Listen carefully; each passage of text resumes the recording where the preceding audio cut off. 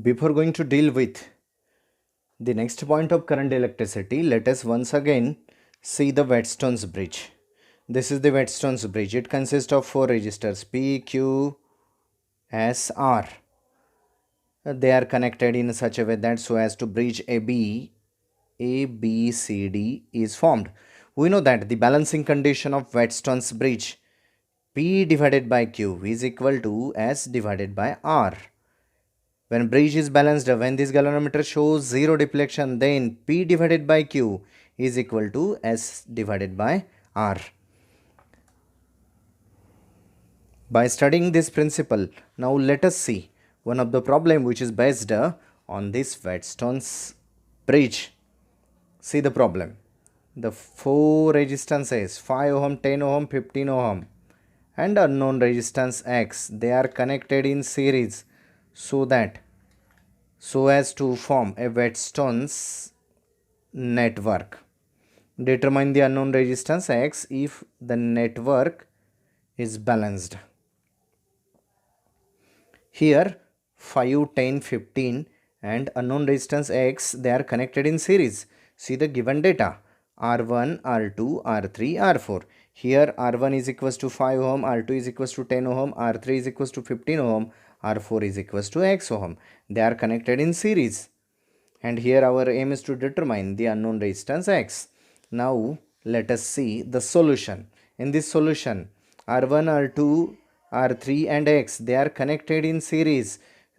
They are connected in such a way that so as to bridge is formed. When the bridge is balanced, then we are able to write that R1 divided by R2 is equal to X divided by R3. R1 divided by R2 is equal to X divided by R3. They are here R1, R2, R3 and X, they are connected in series. When the bridge is balanced, R1 divided by R2 is equals to X divided by R3. By putting the value of R1, R2 and R3, we got 5 divided by 10 is equal to X upon 15. By solving this, we got 1 upon 2 is equal to X upon 15. In this way, X is equal to 15 divided by 2, that is X is equal to 7.5 ohm. This is the one of the problem which is based on the Wheatstone's bridge. Now we are going to study about the next one, use of Wheatstone bridge for the strain measurement. The next one part of current electricity is the use of Wheatstone's bridge for strain measurement. We know that strain, it is the ratio of the change in dimensions to the original dimension. Strain, it is a dimensionless physical quantity. Now today our aim is to study about the strain measurement with the help of Wheatstone's bridge. The Wheatstone's bridge, it consists of four resistors R1, R2, R3 and the unknown resistance. Here that unknown resistance is replaced by strain gauge. The strain gauge is used for the measurement of strain. Strain gauge is used for the measurement of strain. The main principle behind this the strain measurement, in this case the electric resistance is directly proportional to strain. Electric resistance is directly proportional to strain, means a small change in a strain, it will produce a considerable change in electrical resistance. The range of this strain gauge for the measurement of resistance from 30 ohm to 3000 ohm. The range of strain gauge resistance from 30 ohm to 3000 ohm. For to measure small resistance change with high accuracy, Wheatstone's bridge is used. For to measure the small resistance change with high accuracy, Wheatstone's bridge is used. This is the Wheatstone's bridge. Now let us see the construction. It consists of a Wheatstone's bridge. Unknown resistance is replaced by strain gauge. Unknown resistance is replaced by strain gauge. R3 variable resistor means rheostat. R1 and R2, these are the two resistances, and here we are going to adjust the value of R1 is equal to R2. The voltmeter is connected in between point A and point B. This is the voltmeter. Capital V is the symbol for voltmeter. Voltmeter is connected in between point A and B. Battery of EMF E is connected across point C and point D. This is the construction of the Wheatstone's bridge for strain measurement.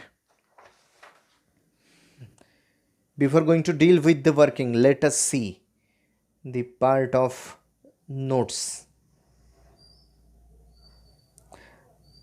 Let us see the part of principle. This is the main principle. Electric resistance is directly proportional to strain. For the measurement of small resistance change with high accuracy, Wheatstone's bridge is used. Now let us see the construction. See, this is the construction. In Wheatstone's bridge, unknown resistance is replaced by strain gauge. Resistance is R1 is equal to R2. R3 is the rheostat. Voltmeter is connected in between A and B. Battery is connected across C and D. Now let us see the working. Once again, see this diagram. This rheostat R3, it is a variable resistor, means it is a rheostat. That rheostat R3 is varied in such a way that this voltmeter must show zero deflection. Here, first of all, we are going to vary the rheostat R3 in such a way that voltmeter must show zero deflection. Strain at this condition represent the zero of the gauge. Strain at condition. When voltmeter shows zero deflection, strain at condition represent the zero of the gauge. If the strain gauge is either stretched or compressed, then the resistance changes. We know the principle. The resistance depends upon strain. Resistance is directly proportional to strain. Whenever this strain gauge is stretched or compressed, then the resistance changes. This resistance change produces a voltage change in voltmeter. Whatever may be the change in resistance, it will produce some change in voltmeter. Then definitely that voltmeter shows deflection. Whenever there is a more change in a strain, it will produce more change in voltage. Means from this working, it is clear that electric resistance is directly proportional to strain, and with the help of this voltmeter we are able to measure the strain with the help of a calibration method. Now see, this is the working. The rheostat R3 is varied in such a way that the voltmeter shows zero deflection. Strain at condition represent the zero of the gauge. If the strain gauge is either stretched or compressed, then the resistance changes. This resistance change produces a voltage change in voltmeter. More change in strain produces more change in voltage. With the help of a calibration method as well as with the help of that voltmeter, we are able to measure the strain produced in that strain gauge. The next point of the current electricity is the potentiometer. Potentiometer. We know that speedometer, it measures speed. Voltmeter, it measures voltage. In similar manner, potentiometer measures the potential difference. It is an ideal voltmeter. It is An electrical device. It is useful for the measurement of potential difference. While the measurement of PD means potential difference, it never draws any current from a cell. Because of that, this potentiometer is known as ideal voltmeter. This is the circuit diagram of potentiometer. It consists of a thin uniform wire having length 4 meter. It is fixed in between 2 points A and C. Potentiometer, it consists of a thin uniform wire having length 4 meter. It is fixed in between 2 points A and C, point A and point C, on a wooden board. A driver cell of EMF E, plug key K and rheostat RH, they are connected in series across the 2 point A and C. A driver cell of EMF E, plug key K, rheostat RH, they are connected in series across the 2 point A and C. And this is the diagram of potentiometer. The main principle of potentiometer.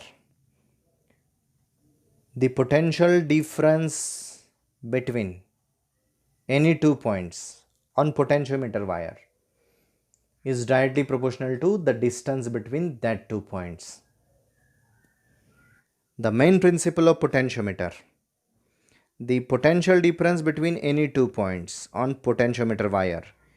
This is the point A, this is the point P. Let us consider the distance between the point A and point P. It is denoted by small l or LAP. L subscript A subscript P. VAP. It acts as a. This physical quantity represent the potential difference across the 2 point A and P. This physical quantity represents the potential difference across the point A as well as point P. This LAP represent the distance between or the length between the 2 point A and P. The potential difference across any 2 points on potentiometer wire is directly proportional to the distance between that 2 points. This is the main principle of potentiometer. On this principle, that potentiometer work. Once again, I will repeat the principle of potentiometer. The potential difference between any 2 points on potentiometer wire is directly proportional to the distance between that 2 points. Potentiometer, it is an ideal voltmeter because it never draws any current from the cell while measurement the potential difference between any 2 points. It is a device, electrical device useful for the measurement of potential difference. It consists of a 4 meter wire, thin uniform 4 meter wire. It is fixed in between 2 points A and B on a wooden board. See, this is the wooden board. It consists of 4 meter wire. This is the 1 meter wire, 2 meter wire, 3 meter wire, 4 meter wire. Potentiometer, it is an electrical device. It consists of a 4 meter wire and it is fixed on a wooden board. This is the galvanometer. Jockey is connected to galvanometer and galvanometer is connected to point A. A driver EMF E and rheostat, they are connected in series across A and B. This is the driver EMF, a cell of EMF E. It is also called as a driver cell. This is the variable resistor rheostat. They are connected in series across these 2 points A and B. Point A is connected to jockey through galvanometer.